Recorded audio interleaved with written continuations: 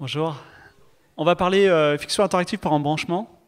Donc en gros, ça va parler plus généralement de raconter des histoires en utilisant une méthode d'embranchement, c'est-à-dire que ce soit dans la conception initiale ou dans votre logiciel de choix, vous schématisez les différentes interactions par des embranchements.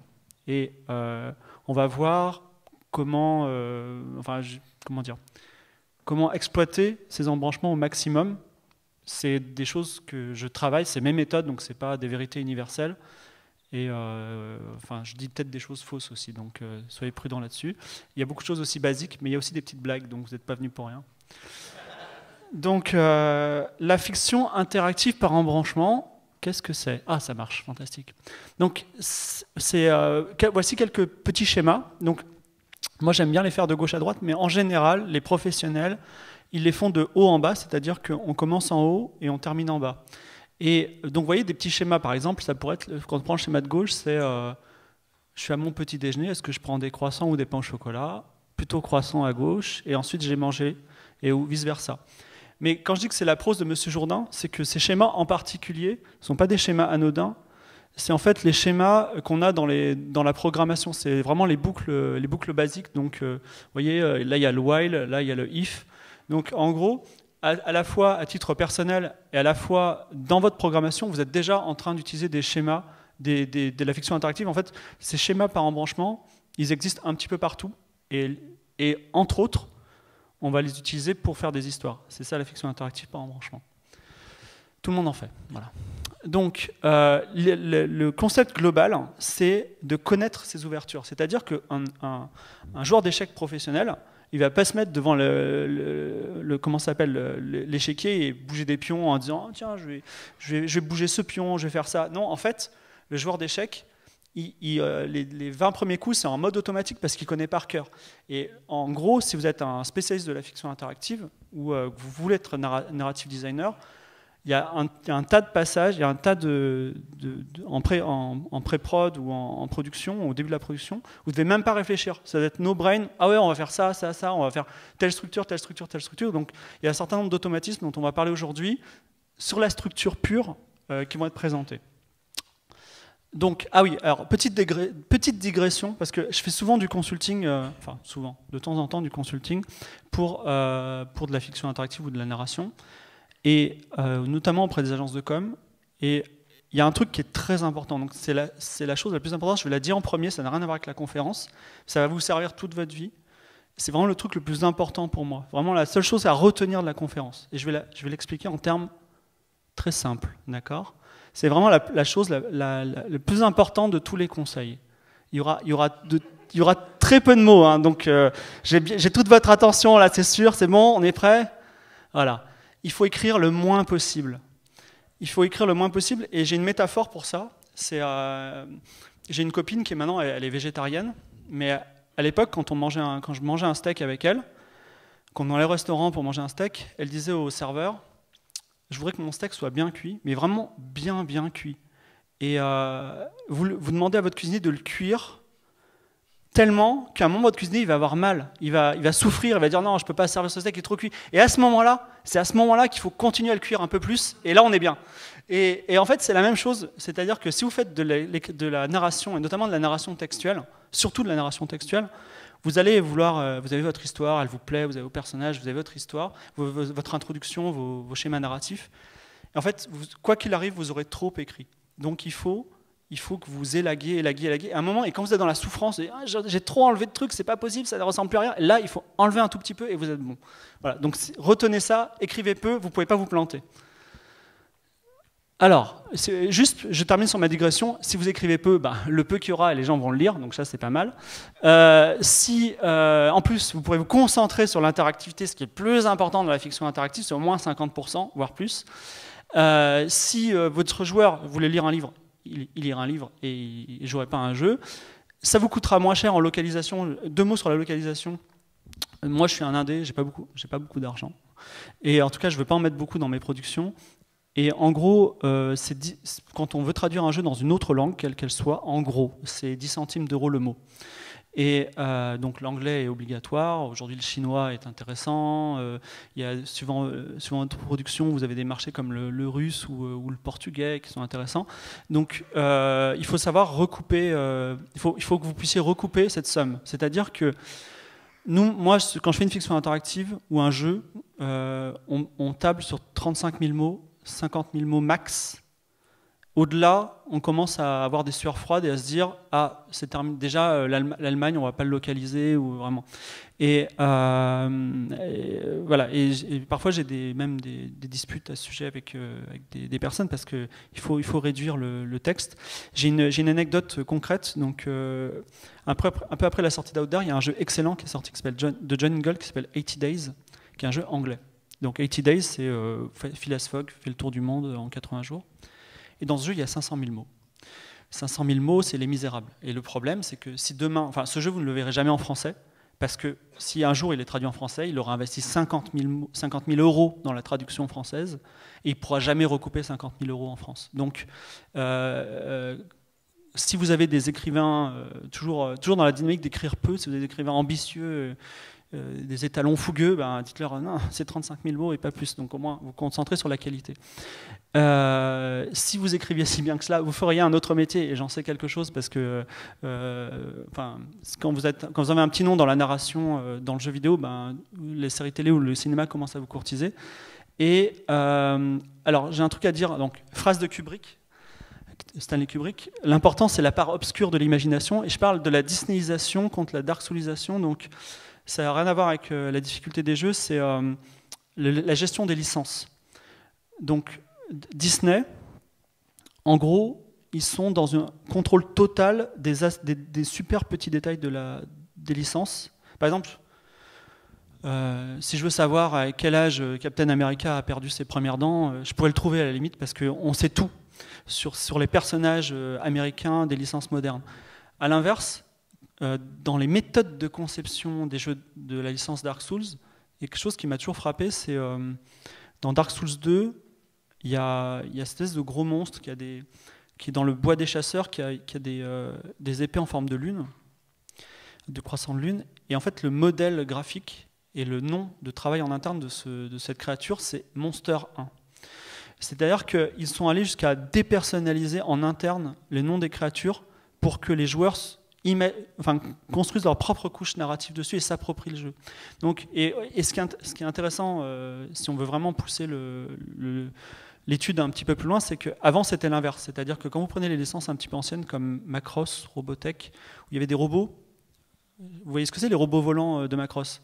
C'est des robots qui lançaient des tonnes de missiles, ils ouvraient leur poitrine, il y avait des tonnes de missiles, vraiment, quand je dis des tonnes, il y avait vraiment 130 missiles dans l'air. Tous ces missiles, ils avaient un nom à l'époque.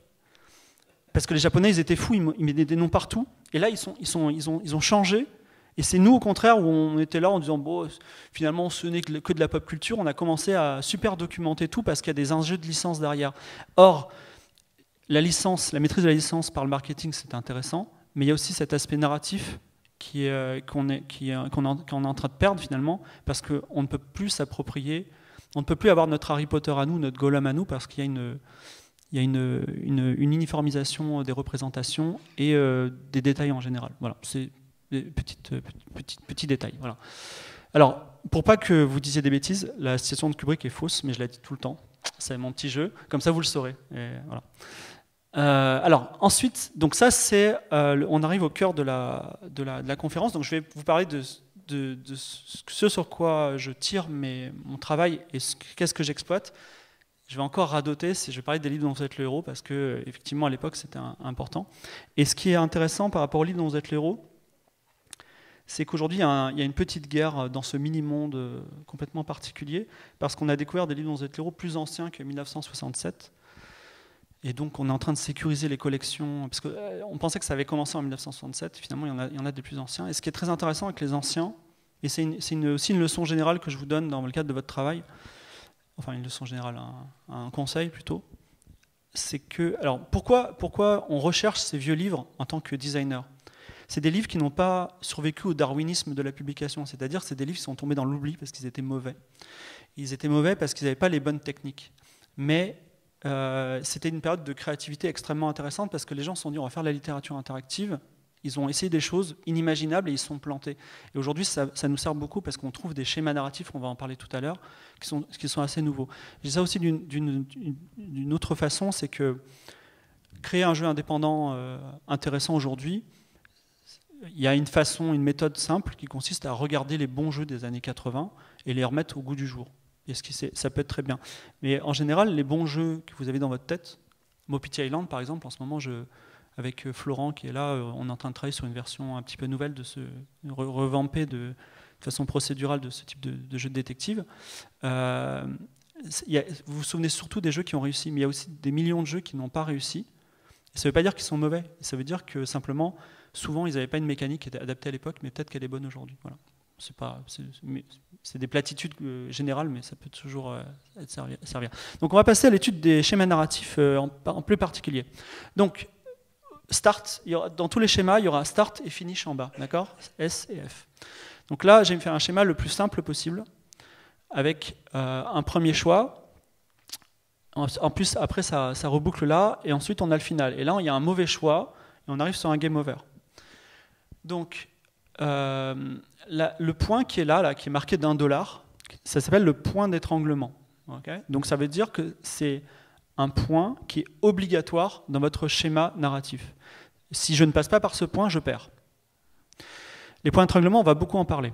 Et les points d'étranglement, comme c'est un point qui est obligatoire, c'est là qu'il faut mettre l'argent. Si vous avez le budget pour mettre une cutscene un peu plus chère, des dialogues un peu plus chers, un truc qui va faire du jeu une bonne expérience pour le joueur, c'est là qu'il faut le mettre.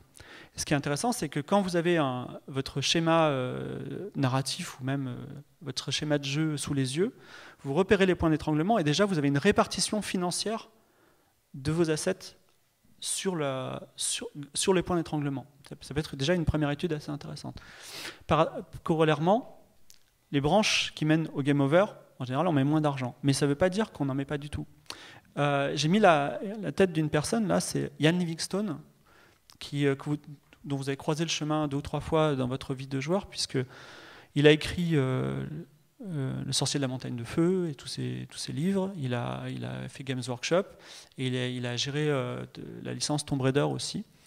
Et ce qui est intéressant, c'est que moi, je vois des points communs très forts. Alors, je suis peut-être dans mon délire, mais je vois des points communs très forts entre le sorcier de la montagne de feu et Tomb Raider, parce qu'il a une gestion des game over. Déjà, il aime bien les game over. C'est-à-dire, il aime bien quand on meurt. On le déteste et on l'aime pour ça. Les game over, il en met plein. Et il les traite déjà d'une part dans les livres dont vous êtes l'héros de façon très succincte.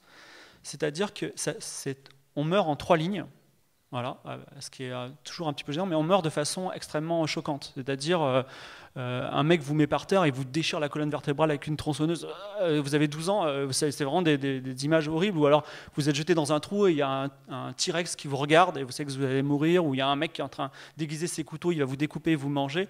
3 lignes, mais à chaque fois super choquant. Et je ne sais pas si vous avez joué au reboot de Tomb Raider, mais j'ai revécu ça.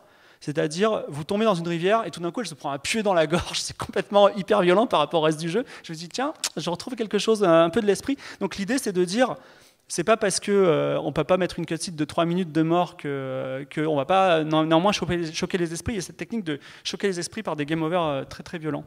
Voilà. Donc ça, c'est le premier point. Donc le point d'étranglement, en général, en tout cas dans ma méthode, c'est l'occasion de marquer une rupture de rythme. Et moi, je fonctionne quand j'écris de la narration. Alors, il y a plein de façons de faire. C'est la mienne, hein, je ne dis pas que c'est la bonne. Mais en gros, moi, voilà, je marche sur un rythme ternaire, action, réflexion, exploration. On est en train de descendre des rapides, on a une scène d'action, des choix rapides, des phrases courtes. On a plein de possibilités de mourir. On est dans des choix compliqués. Tout d'un coup, on passe la cascade. Et là, il y a un magnifique paysage. Là, on passe la cascade, donc on est dans le point d'étranglement. Scène obligatoire, et tout d'un coup, un magnifique paysage s'ouvre à nous. Et là, on a une scène d'exploration, plus contemplative. Et puis, on arrive au vieux temple, et là, on a une scène de réflexion. Et après, on aura une scène d'action. Et donc, à chaque fois, vous avez ces schémas qui sont marqués par une rupture, un point d'étranglement, où vous mettez l'argent, et vous avez plusieurs petites séquences comme ça. Et là, on commence à voir se dessiner un schéma narratif en petites séquences, et c'est un petit peu là où on va s'amener tranquillement avec cette présentation. Alors, le point d'étranglement, j'en parle beaucoup, mais c'est très important, c'est le moment idéal aussi pour faire bouger le scénario. Par exemple, évidemment, puisque c'est un passage obligé, ça, vous l'auriez fait naturellement. Mais moi, j'aime, enfin, comment dire, les bonnes histoires, c'est souvent des bons personnages, donc c'est le moment. Alors, si vous avez peu d'imagination et que vous aimez beaucoup les séries américaines, par exemple, vous mettez un twist, c'est cool. Ah, c'était un traître finalement. Ce qui est vraiment très cool, c'est que vos personnages et votre personnage à vous, principal, il monte en caractérisation. C'est-à-dire qu'il vient de faire une scène d'action, il s'est dépassé, point d'étranglement, respiration, juste avant la scène de contemplation, il se contemple lui-même et il dit « Ah, je suis devenu plus fort, j'ai réussi à faire ça, je me suis dépassé, je me suis... » Ou alors, au contraire, scène d'exploration, contemplation, il a des réflexions sur l'univers, sur le monde, sur sa destinée, voilà. Et à chaque fois, vous avez un personnage qui peut-être enfermé dans un placard pendant tout votre jeu, mais il est allé du point A au point B, il a fait un long voyage de lui-même, il a changé lui-même. Voilà. Ça, si vous arrivez à faire ça, moi je trouve ça top. Voilà. Et vous pouvez aussi tuer des personnages, c'est le moment jamais. Sinon, c'est très compliqué. Si vous tuez des personnages, il faut reboucler derrière. Alors ça, c'est pas de moi, j'ai vu une super conférence sur le directeur créatif de la licence Batman. Et en fait, juste avant d'arriver à ce point d'étranglement, il va y avoir une rupture de rythme. Il faut que vous endormissiez le joueur. C'est-à-dire que, même si on est dans une scène d'action, parfois, hop, un QTE, ça devient un petit peu monotone, et vous essayez d'endormir le joueur. Vous lui donnez, enfin, vous avez cette première séquence forte d'ouverture, que ce soit réflexion, contemplation, action. Donc il est émerveillé, il est dedans, il a un intérêt maximal. Après, il a un climax d'intérêt. On commence un peu à se faire chier après, tu vois. Et il faut continuer. C'est bien. Qui s'ennuie, laissez-le s'ennuyer, parce que vous ne pouvez pas aller à 200 à l'heure tout le temps. On va en parler. Il faut qu'il s'ennuie un petit peu. Et au moment où il s'ennuie, hop, vous mettez votre point d'étranglement et vous changez. Voilà. Vous pouvez pas. Si vous émerveillez tout le temps quelqu'un, il ne sera jamais émerveillé. Alors, on reprend sur les. Alors, un itinéraire narratif qui n'a que des points d'étranglement s'appelle un one true pass. C'est-à-dire qu'il n'y a qu'une seule façon de gagner ce jeu, c'est de suivre parfaitement la solution. Et si vous corollaire, n'importe quel mauvais choix vous apporte la mort. Voilà. Alors, comme vous êtes plutôt jeune, vous vous dites oh, c'est vraiment des jeux pas très cool. Et donc, a priori, on pourrait dire le One True Pass, c'est notamment celui-là qui est écrit par Ian Livingstone, c'est un pur One True Pass très violent qui est sorti en fin de carrière. Le One True Pass, c'est plutôt punitif, c'est plutôt angoissant et c'est plutôt pas intéressant. Donc, est-ce qu'il faut le faire? Et la grande question, One True Pass ou Grand One True Pass qui agite la communauté. Et en gros, l'idée, c'est... Il y a des arguments positifs pour le One True Pass. Un des arguments positifs, c'est que si vous avez un jeu One True Pass, finalement, vous avez un jeu très linéaire. Du coup, vous pouvez vraiment maîtriser la narration. Mais autant voir un film. Mais le meilleur des livres dont vous êtes le héros, c'est La créature venue du chaos, qui est là. C'est un One True Pass. Et les pires des livres dont vous êtes le héros sont aussi des One True Pass. En gros, l'idée, c'est pas la structure qui va déterminer la qualité de l'ouvrage. Il faut l'utiliser à bon escient. Voilà. Donc là, c'est une autre structure. Donc lui, c'est Joe Diver. Il a écrit Loup solitaire. Et ça, c'est la structure. J'ai fait un schéma sous PowerPoint. Il n'est pas super joli, je suis d'accord. Start, finish. C'est la structure du premier tome du Loup solitaire qui s'appelle Les Maîtres des Ténèbres. Et Les Maîtres des Ténèbres, il a cette particularité que quand vous enlevez le point de start et le point de finish, il n'y a aucun paragraphe qui est obligatoire dans le livre. C'est-à-dire que, modulo les combats, quand on enlève les combats, vous pouvez faire tout le livre, enfin, quelle que soit la décision que vous prenez, elle est bonne. Donc c'est l'anti-One True Pass. C'est-à-dire que toute décision est bonne, et pour le joueur, c'est quoi? Ça veut dire qu'on se détend. C'est bon. Tous les choix seront bons. On se balade. C'est les vacances. C'est un peu comme Je ne sais pas si ça vous est arrivé, mais un jour vous lancez, vous avez vécu tous ces jeux punitifs dans les années 80, un jour vous lancez Monkey Island, et vous ne pouvez pas mourir dans le jeu, et vous rencontrez des pirates qui ont l'air vachement balèzes, et vous dites hey, j'ai envie de devenir pompier. Et en fait, tu pouvais le faire et pas mourir. Mais au jour où j'ai cliqué pour la première fois, je veux devenir pompier, j'ai quand même une petite sueur froide. Et donc c'est une autre ambiance. Voilà. Même si ça s'appelle les Maîtres des Ténèbres, c'est une autre ambiance. Et donc, ce qui est intéressant, c'est que Joe Diver a fait cette structure complètement par hasard. Voilà. C'est ambiance vacances. Voilà. Et là, il y a deux idées qui viennent de passer. C'est que quand on a un One True Pass, on est plutôt tendu. Et quand on a un anti-One True Pass, on est plutôt détendu. Voilà. Idée plutôt basique, mais au moins on y arrive.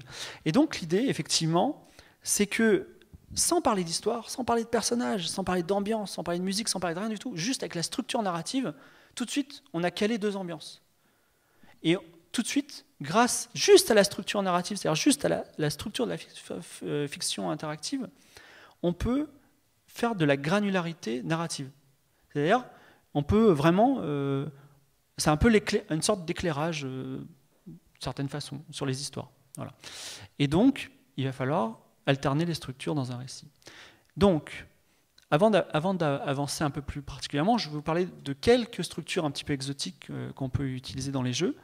Et après, on va voir comment, comme si on avait des pièces de mécano ou de Lego, on assemble et on a une histoire sans même parler d'histoire, en fait. On a une façon de raconter les histoires sans parler de l'histoire elle-même. Donc ça, c'est une structure qui est dans l'ancienne prophétie ou dans Zelda. Moi, je l'appelle la grande porte parce que j'aime bien que le héros, en fait, le jeu commence et juste à côté du héros, il y a une énorme porte, il n'arrive pas à l'ouvrir, ou il y a un coffre, il n'arrive pas à l'ouvrir non plus. Et en fait, il faut qu'il fasse tout le monde, plein de quêtes, et il revient, et en fait, il est là, le boss, il est derrière la porte. Et donc c'est ça en fait dans Zelda, et c'est ça aussi dans l'ancienne prophétie. Donc en gros, vous voyez, donc on a une structure circulaire, le point de start, il est à côté du point de finish. Mais avant d'arriver au point de finish, il va falloir vraiment faire plein de choses, et même plusieurs fois le tour du cercle, pour comprendre déjà et l'histoire, accumuler les objets, les indices, et enfin pouvoir arriver juste à côté du finish, qui était vraiment à côté du personnage depuis le départ. Ça, c'est super efficace parce que, vous savez, dans Assassin's Creed ou dans ces jeux-là, Watch Dogs, ils aiment bien tuer genre le neveu ou le fils du héros, parce que le héros il pense qu'à ça, et le joueur il dit bon, je dois venger mon fils, blablabla.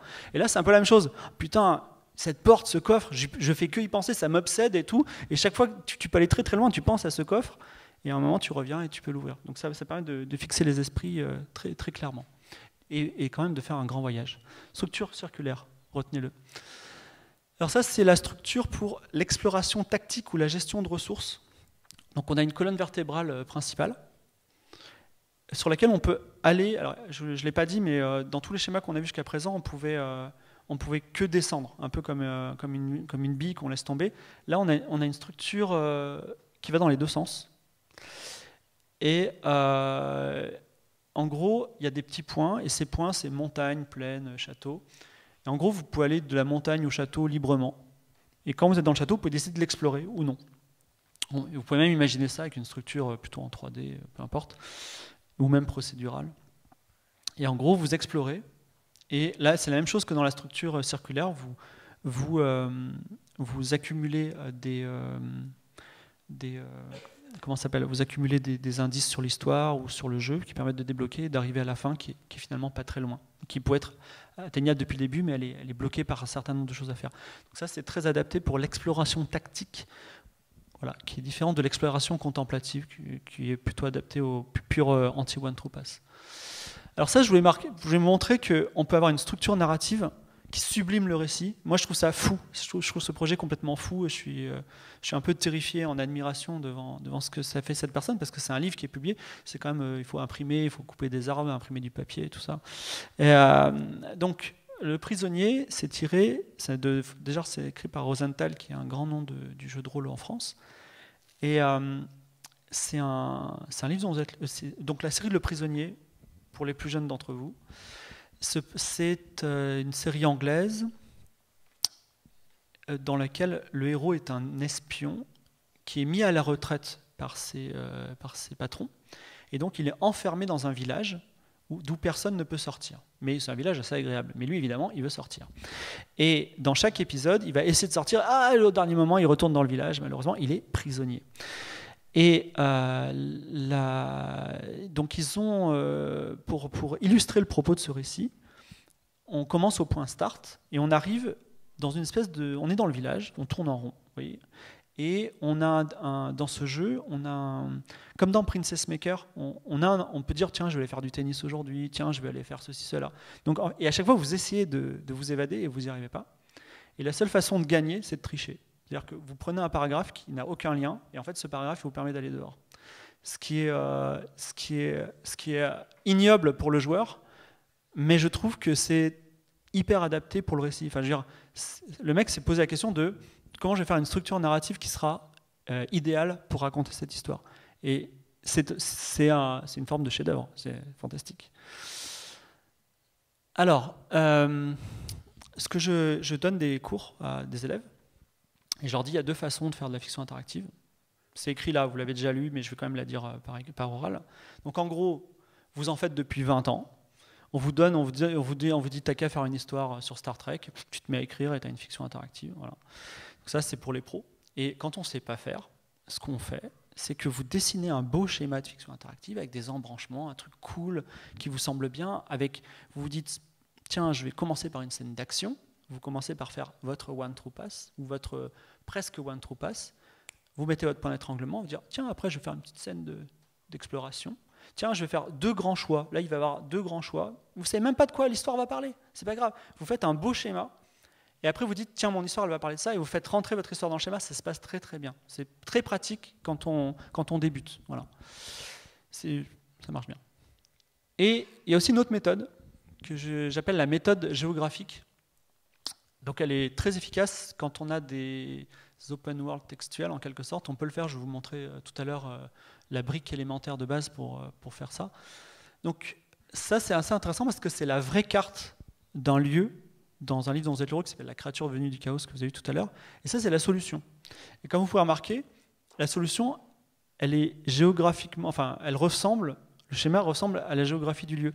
Et c'est bien. Imaginons que demain, vous devez faire une fiction interactive qui se passe dans un petit village, et il y a un château, il y a une prairie, peu importe.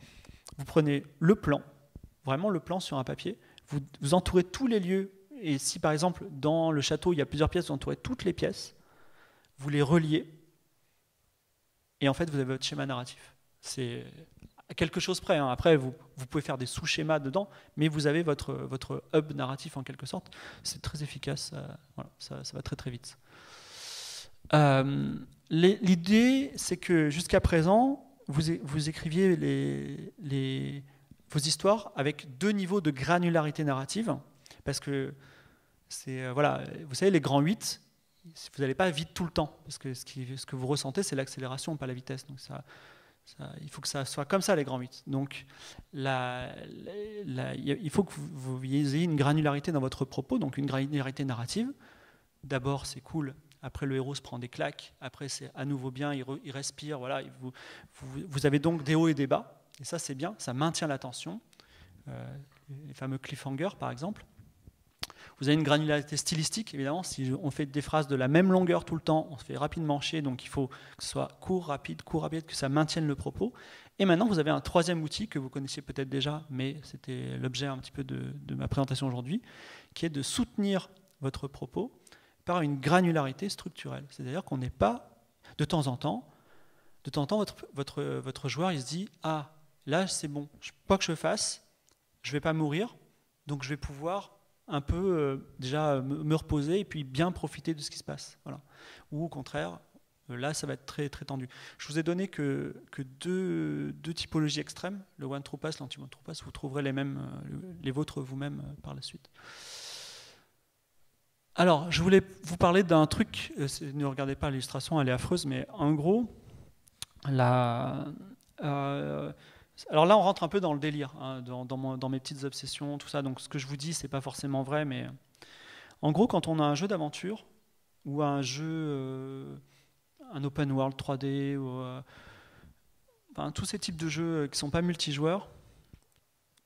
La première fois que vous jouez à un jeu vidéo, mettons que vous jouez à The Witcher 3, qui est très beau. Vous le lancez et vous dites « il est trop beau ». Imaginez, c'est votre premier jeu. « Regardez ce vent ». Enfin, vous regardez les herbes, le vol des oiseaux, c'est fantastique. Et vous êtes dans le jeu.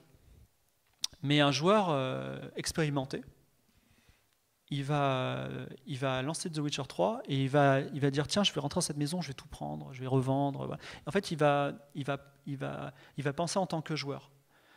Et ça s'appelle le méta-jeu, c'est-à-dire que quand votre joueur il se met à penser pas en tant que personnage du jeu et en tant que joueur, on est dans le méta-jeu. Est-ce que le méta-jeu c'est quelque chose de souhaitable? C'est des discussions philosophiques qui nous échappent un peu. Et en gros, la perversion du méta-jeu, c'est de dire, l'exemple iconique qui est donné par Graham Nelson est le suivant. Vous avez un jeu dans lequel vous avez un champ de mines et le jeu veut que vous alliez voler une carte des mines dans une base militaire et après vous avez la carte et vous évitez les mines. Mais vous, comme vous êtes des joueurs expérimentés, vous allez sauvegarder, avancer, exploser, repérer la mine, recharger, éviter la mine et avancer, sans prendre la carte. Vous avez pensé en tant que joueur et pas en tant que personnage dans le jeu. Et quand vous avez vos structures narratives, comme on a vu tout à l'heure avec les embranchements, ce sont des labyrinthes en 2 dimensions et le joueur va tâtonner dans ce labyrinthe. En fait, au bout d'un moment, il ne va pas se dire j'ai qu'à explorer la colline ou la vallée, il va se dire j'ai ce choix-là, là je vais avoir tel asset là, je vais avoir tel asset. Il va rentrer dans une phase d'abstraction du jeu. C'est pas mal, hein, moi je ne suis pas contre ça. Mais on peut se dire, est-ce qu'il y a une façon de replonger le joueur dans l'immersion totale et de lui faire oublier que c'est un joueur qui va faire des choix? Est-ce qu'il y a une façon de ressusciter, d'effacer cette notion de méta-jeu? La réponse est oui, s'il ne voit plus ses murs. Et comment il ne peut plus voir ses murs? Une solution que j'ai trouvée, il y en a peut-être d'autres, c'est de rajouter une couche de multiplayer. C'est-à-dire que vous pouvez faire des jeux d'aventure multiplayer. Antioch, s'il sort un jour, non, je plaisante, il va sortir bientôt, mais Antioch, par exemple, c'est un jeu multijoueur, un jeu d'aventure multijoueur. Donc on fait un choix, et vous avez un autre joueur humain qui va faire un choix. Et du coup, comme vous ne savez pas du tout ce qu'il va faire, vous ne savez pas du tout où vous allez. Et là, il y a ce côté, on replonge dans l'action en se disant, mais voilà, on est dans l'interaction. Et en gros, tous les jeux multijoueurs donnent une imprévisibilité des possibilités qui font que, en tout cas, c'est une autre conférence que je ferai peut-être dans une autre session un jour, mais en gros, je pense que plus que la génération procédurale, l'étonnement vient surtout des interactions multijoueurs et l'émergence de la narration. Je voulais juste vous montrer ça. C'est ma façon de travailler, comme ça vous savez. Donc je travaille sur un document Word. En haut, je mets mon verbe, enfin c'est l'action qu'on fait. Ensuite, je mets le résultat, ce qui est affiché à l'écran. Et là, je mets retire ou débloque. C'est-à-dire que je retire des choix. Là, je retire le choix qui est en haut initial et je débloque d'autres choix. Et juste avec cette brique-là, on peut faire déjà tout type de fiction interactive par embranchement classique, mais on peut faire surtout des fictions interactives presque open world, c'est-à-dire que vous pouvez revenir en arrière très facilement sur des localisations, sur des lieux déjà visités, tout ça. Et donc, juste grâce à ça, vous avez pu jouer peut-être à Outder Chronicle 1. Antioch, c'est légèrement différent, mais c'est pas loin de ça. On fonctionne sur des choses comme ça. Et vous rajoutez un petit système de variables ou de compteurs de temps en temps incrémental, et vous pouvez faire, à ma connaissance, toutes les fictions interactives du marché, juste avec ce système-là. Voilà. Et ce sera tout.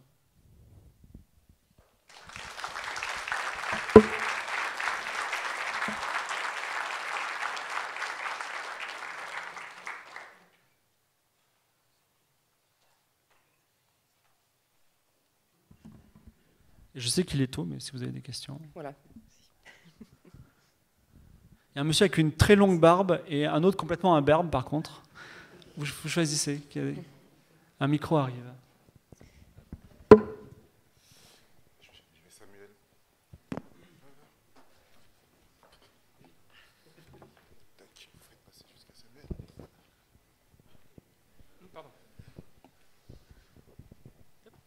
Bonjour, merci. Alors, ma question, du coup, c'est est-ce que tu as des méthodes pour gérer les univers qui évolueraient tout seuls? C'est-à-dire quand il y a une dimension de temps dans l'histoire, qu'on est dans un univers éventuellement un peu systémique, il peut se passer des événements où le joueur peut être là ou ne pas être là, et du coup, est-ce qu'il y a des techniques pour rattacher ça à un système par embranchement, ou alors est-ce qu'il faut accepter le côté systémique et trouver vraiment autre chose? Alors, non, j'ai plein de réponses. Alors, donc là, c'est une représentation par embranchement. Dans la fiction interactive pure textuelle, il y a une autre représentation qui est plutôt dite objet, et qui est notamment gérée par le logiciel Inform, qui gère des démons. Donc, effectivement, on peut gérer des choses dans le temps. Là, avec le système que j'ai montré à la toute fin, avec les verbes en plus et en moins, on peut faire un système de compteur incrémental dont j'ai parlé tout à l'heure. Et moi, j'ai même fait, enfin, ça a été enlevé parce que c'était chiant. J'ai fait un système d'infiltration à la Metal Gear Solid où tu avais une ronde de personnages, enfin une ronde de soldats, et tu pouvais les voir avancer avec des messages. Donc, on peut faire des choses comme ça. Après, en fiction interactive textuelle, toujours dans Inform, tu as Emily Short, qui est une très grande personne dans le secteur, qui a fait des plugins, par exemple, pour gérer la propagation du feu. Parce que, en fait, de même qu'en 3D, sous Unity ou des choses comme ça, dans la fiction interactive textuelle, les objets, ils ont des propriétés comme ils sont en bois, ils peuvent brûler, donc on peut, effectivement, s'ils se touchent, ils peuvent se propager. Après, pour tout ce qui est systémique, je sais que c'est très à la mode, mais c'est pas forcément adapté. C'est pas forcément. Je suis pas compétent, voilà. Okay. Merci. De rien. Du coup, ma question concerne le multijoueur dont tu parlais à la fin. Ouais. Tu disais que ça développe plus d'options. Et alors peut-être que je connais pas du tout Antioch, donc peut-être que je n'ai pas bien saisi. Mais ma question, c'est comment est-ce que du coup t'enlèves le côté dilemme du prisonnier s'il y a tant ces options et qu'il y a un objectif à faire et que les gens doivent coopérer ou au contraire pas coopérer, ou on tombe rapidement dans des choses pas très intéressantes en fait. Alors attends, redis-moi le dilemme du prisonnier. Ouais, comment est-ce que tu enlèves le côté dilemme du prisonnier où tu as généralement, enfin je sais pas si... Je veux bien que tu me racontes le dilemme du prisonnier. J'ai des tas d'énigmes avec des prisonniers et des chapeaux, mais c'est autre chose. Du coup, le dilemme du prisonnier, c'est tu te retrouves dans une situation où il y a un objectif et deux joueurs peuvent soit coopérer et obtenir chacun 0,5% de ce qu'il y a à obtenir, soit il y en a un qui peut trahir l'autre et du coup obtenir 1 alors que l'autre obtient moins 1, et soit les deux peuvent finalement... Alors selon les variantes, les deux peuvent...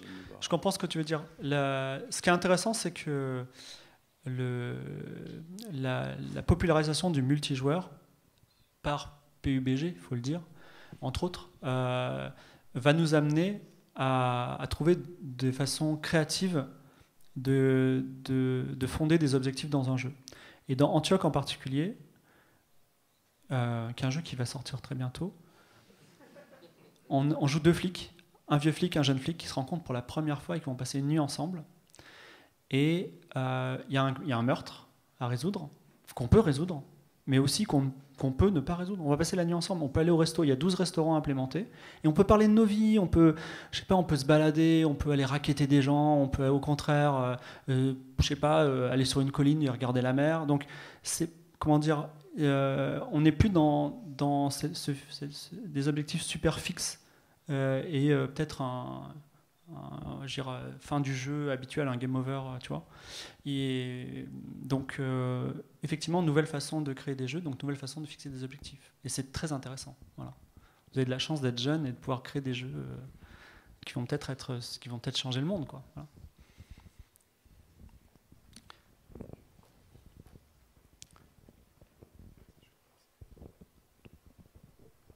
Bonjour, merci pour la conférence, c'est super intéressant. J'avais une question concernant l'écriture de personnages. Quand tu écris un dialogue sur un héros, par exemple, qui dévoilerait une partie de l'histoire de ce héros, est-ce que toi, derrière, tu établis des genres de scénarios souterrains? Est-ce que des choses que tu dévoileras jamais dans le jeu, mais est-ce que toi, tu connais toute l'histoire de ce personnage? Parce que je sais qu'en cinéma, ils font pas mal ça. Est-ce que toi, tu utilises ces techniques-là ou... Il faut que vous fassiez ça parce que... il faut le faire, c'est la base. Pour deux raisons. Premièrement, parce que il faut être ambitieux dans la vie. Et demain, si tu fais un jeu vidéo et que tu crées un univers, il faut. Je vais peut-être dire un truc qui va vous faire rire, ça va vous sembler ridicule, mais en gros, il faut te dire, ce jeu, il va marcher, il va y avoir des livres, il va y avoir des films dessus, il va y avoir une série télé dessus. Et il faut commencer par une Bible, tout simplement. Tu dis, l'univers, ça parle de ça, ça, ça, ça. Ne serait-ce que parce qu'à un moment, tu retourneras sur tes pattes. Et après, quand tu connais bien tes personnages et tes héros, tu en donnes le moins possible aux joueurs. Le moins possible. Ça fait partie du pacte interactif. Voilà. Il faut, quand on se retrouve à dire ah, mais c'était toi le traître, ou ah, dis donc, tu as l'air déprimé en ce moment, on est dans des états d'échec, parce que quand on raconte des choses au premier degré basique, c'est qu'on les a mal racontées, en fait. On les a mal racontées par tous les autres moyens qui nous sont à notre disposition. Dans le cinéma, c'est l'image, et d'autres moyens que je ne connais pas. Mais dans le jeu vidéo, c'est le jeu, c'est l'interactivité. Voilà. Donc oui, il faut fonctionner en Bible, tout à fait. Et je rajouterais même qu'il faut faire des personnages qui ne sont pas interchangeables. Voilà. C'est-à-dire que pour pas qu'on vous dise demain, monsieur, tous vos héros sont des hommes, vous pourriez mettre des femmes dans votre jeu, par exemple. Ce qui est complètement légitime, ce que disent beaucoup de gens aujourd'hui. Il faut, à l'instar de The Witcher 3, je trouve que c'est très intéressant, que le personnage soit tellement fort et ses caractéristiques soient tellement fortes, et que l'une des caractéristiques soit son genre, sa couleur de peau, son histoire personnelle, qui font qu'il n'est pas interchangeable. Voilà.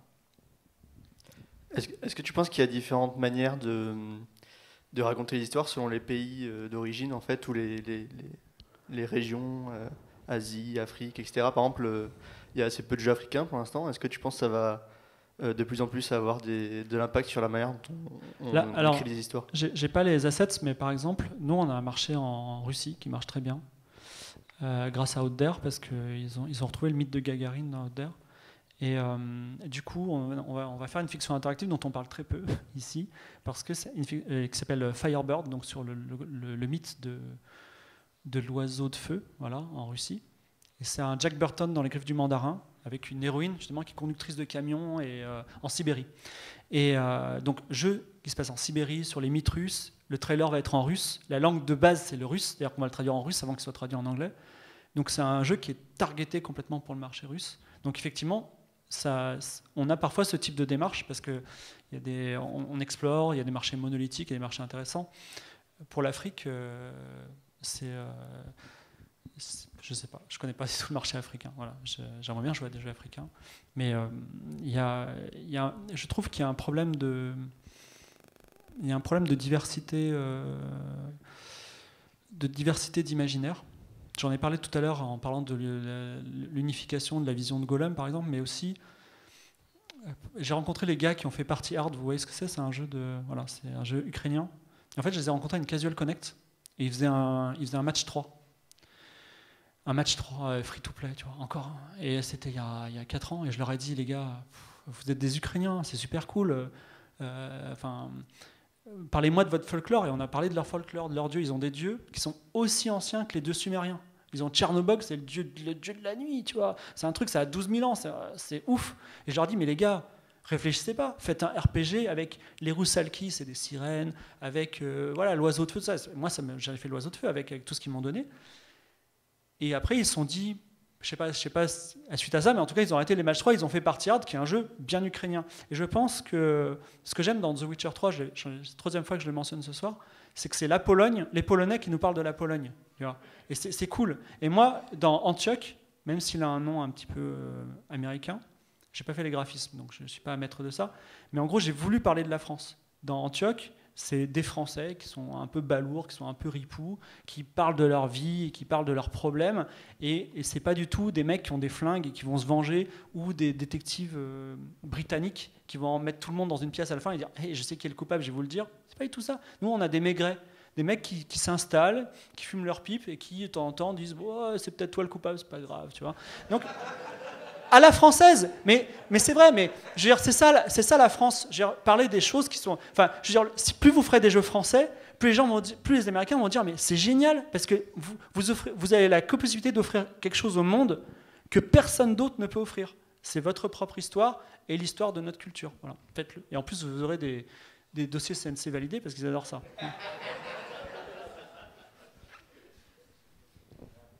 Monsieur là. Il y a deux.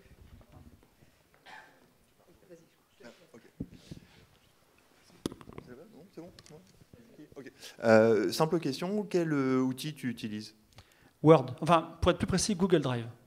Voilà. Si je perds mon Google Drive, si demain il y a Trump, on fait la guerre avec eux, c'est horrible. Je perds tout. Et pour tout ce qui est la structure, c'est papier, crayon? Ouais, en fait, comme je l'ai dit tout à l'heure, c'est un peu injuste. Je fais ça depuis. J'ai commencé en 2000, la fiction interactive, je fais ça tout le temps, tous les jours. Et du coup, maintenant, j'ai ça dans le sang. Je le fais tout de suite. Voilà. J'attendais mon cue, là. Je t'en prie. Oui, c'est des petites références. On parlait des jeux en Russie. Il y a le jeu, c'est Métro que ça s'appelle. Oui. C'est basé sur un roman russe, je crois. Oui. Puis ça, c'est une belle référence à la quantité de bunkers qu'il peut y avoir en Russie, puis l'espèce de crainte de la guerre et tout. Puis c'est des gens qui s'enferment. Donc ça, c'est une excellente référence. Puis juste une autre référence par rapport à... On parlait d'une structure narrative où on pouvait aller d'un point A à un point B ou ne jamais y aller. Tu parlais du jeu de détective. Mais le jeu aussi, c'est Red Hood. C'est le petit chaperon rouge où tu choisis une petite fille qui va porter une galette à sa grand-mère. Puis tu as le chemin très droit vers la maison où tu peux dériver vers la forêt où là tu vas rencontrer le loup. Puis il y a une grande métaphore sur le viol, sur les agressions. C'est assez profond comme jeu, là. C'est ce que je voulais dire. D'accord. J'en profite pour dire quelque chose. Alors, encore une de mes élucubrations, mais peut-être un jour ça vous servira dans votre vie, je ne sais pas. J'ai eu une discussion intéressante avec des gens à la GDC sur l'équilibrage d'un jeu. Vous êtes des indés, vous n'êtes pas des AAA. Et les AAA, ils vont faire des jeux hyper équilibrés, genre équilibrés parfaits. Et pourquoi ne pas faire des jeux déséquilibrés ? Parce que vous allez dire que des jeux déséquilibrés ne sont pas très intéressants. Mais je trouve qu'à titre purement égoïste de narrative designer, un jeu déséquilibré apporte une substance dans l'histoire. Je vais vous donner un exemple précis. Imaginez un jeu vidéo, Dead Cells, peu importe, Dark Souls. Au début du jeu, vous avez le droit entre une épée normale et une dague pourrie. Vraiment nulle. Le joueur, il va avoir ce choix, il va dire c'est le mode difficile, tu vois. Et peut-être qu'il va prendre la dague pourrie en se disant ça va débloquer des trucs, je vais avoir un achievement. Et là, il ne se passe rien, tu vois. Mais imaginez ce qui se passe. Le joueur qui à chaque fois qu'il utilise cette dague, il est là, il vit un truc de fou avec cette dague, quoi. Il va tuer des monstres, il va dire mais je comprends pas, il se passe rien, tu vois. Et en fait, juste avec un choix complètement déséquilibré en début de partie qu'aucun AAA ne fera jamais, vous avez fait vivre aux joueurs quelque chose d'incroyable. Donc je veux dire, le déséquilibre d'un jeu, il n'y a que vous les indés qui puissiez l'exploiter. Il y a peut-être des choses à faire. Voilà.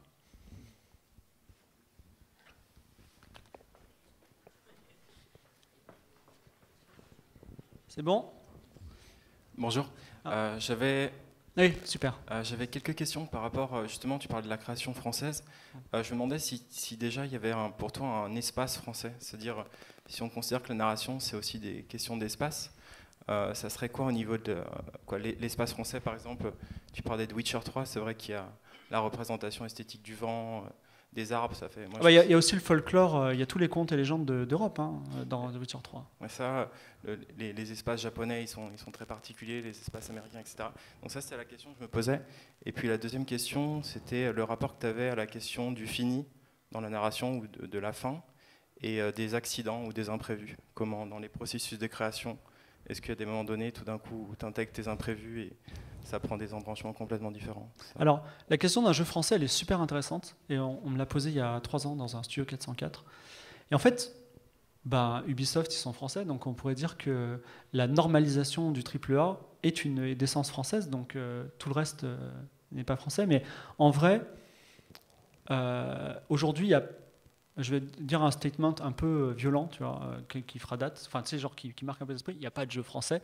En gros, il n'y a pas vraiment de jeu français parce que il y a beaucoup de jeux qui tournent sur 2 principes qui, à mon avis, représentent l'Amérique. C'est le fait qu'on résolve les jeux par la violence, c'est-à-dire que on a une arme et on tue des gens avec. Je ne sais pas, si demain vous tuez quelqu'un, franchement, vous avez 10 ans de psychothérapie. Là, on tue quelqu'un, on a de l'argent. Je veux dire, c'est quand même fou. Non mais vous êtes des créateurs de jeux, et dans 40 ans, des archéologues du futur diront « Attendez, en 2010, les mecs qui faisaient des jeux, on tuait des gens, on avait de l'argent. » Vous vous rendez compte? Non mais c'est quand même assez ouf, je trouve, mais bon, peu importe, ça c'est le truc. On résout les conflits par la violence, notamment avec des flingues, en plus au niveau freudien, c'est très intéressant. Et la deuxième truc, c'est les marchands. Les marchands sont invincibles, donc il y a la sacralisation du marchand. C'est-à-dire que moi, franchement, tuer des gens, tu récupères de l'argent, avec l'argent, tu t'achètes de plus grosses calaches. Autant tuer le marchand, tu tues qu'une seule personne et tu as la grosse calage tout de suite. Et ça, c'est vraiment le capitalisme argent, sacralisation de l'argent et sacralisation de la relation avec les armes. Donc je dirais qu'un jeu français, c'est déjà un jeu qui n'a pas ces deux points-là. Si tu m'en sors un qui n'a pas ces deux points-là, on peut commencer à dire, bon, qu'est-ce... Mais il n'y en a pas sur le marché, et en plus on a un problème avec l'argent. Mais ta réaction elle est bonne, mais on a un problème avec l'argent en France. Donc effectivement la relation conflictuelle du français avec l'argent déjà elle est plus intéressante. Mais voilà, en tout cas, et puis on a des choses très intéressantes dans notre patrimoine à exploiter. Par exemple, tu vois, il y a un truc qui m'a toujours fait de la peine, c'est Gotham City. Oh, Gotham City, tu vois, Gothic America. Mais en fait Paris, c'est vachement plus gothique que Gotham. Il y a eu des bains de sang. Il y a la Saint-Barthélemy à Paris. Genre, par rapport à Chicago, c'est quand même vachement plus puissant. Pourquoi on n'a pas notre Batman, tu vois? Nous, on a Fantomette, mais... Attendez, Fantomette, c'est un super personnage. Hein. Moi, j'adore. Hein. Parce qu'elle a des valeurs, elle est très française, elle vit à Antony, là. Donc, vraiment... mais voilà, en fait, il nous manque... On a vraiment un patrimoine, c'est de l'or simple. Et en fait, quand le CNC et les fonds européens, ils nous disent exploitez-le, ils ont effectivement une mission de justification, c'est normal. Mais en plus, en vrai, c'est de l'or. On a juste à se baisser à le ramasser. Il y a des choses fantastiques à faire. Voilà. Alors, ta deuxième question sur les fins, moi je vais dire un truc, mais je ne le respecte pas. Mais je pense qu'il faut vraiment toujours commencer à écrire une histoire quand on connaît la fin. C'est la base, tu vois. Alors parfois, effectivement, on est pressé, on n'a pas trop le temps, mais si tu n'as pas la super fin, c'est pas la peine de commencer à écrire ton histoire, tu vas faire un truc nul. Comme tous les trucs nuls que vous détestez, comme Lost ou X-Files, parce que c'est super décevant, ou même 20th Century Boys, regardez cette fin complètement nulle. Je veux dire, il faut absolument que vous maîtrisiez la fin. Si vous maîtrisez la fin, vous aurez une bonne histoire et ce sera cool. Voilà. On est bon? Pas d'autres questions, non? Merci du coup. Merci à vous. Merci.